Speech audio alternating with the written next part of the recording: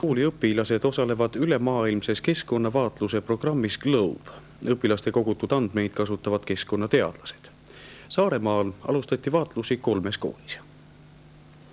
Programmis GLOBE osalevad õpetajad ja õpilased 48 riigi 3000 koolist. Saaremaal koguvad rahvusvahelise keskkonnaprojekti jaoks andmeid 3 kooli õpilased. Töö käib sel moel. Kosmoses tiirlevad NASA satelliidid pildistavad maakera erinevaid punkte. Iga 17 päeva tagant satub satelliidi vaatevälja uuesti sama punkt, kas või see koduõu Kuressaare linnas. Vaatlusi teeb iga laps oma koduõues, mille kohta antakse uurimiskeskusse sekundilise täpsusega koordinaadid. Infot kogutakse atmosfääri, hüdroloogia ja geoloogia alalt. Peame iga päev vaatama nagu temperatuurisid möötma ja siis peame vaatama talve, pilvi peame vaatlema veel ja siis peame neid sademeid nagu möötma. Väiksem ala, mida satelliidid eristavad, on 30 × 30 meetrit. Pinnase ja taimestiku info edastamiseks valitakse Saaremaal koht Põduste jõe ääres.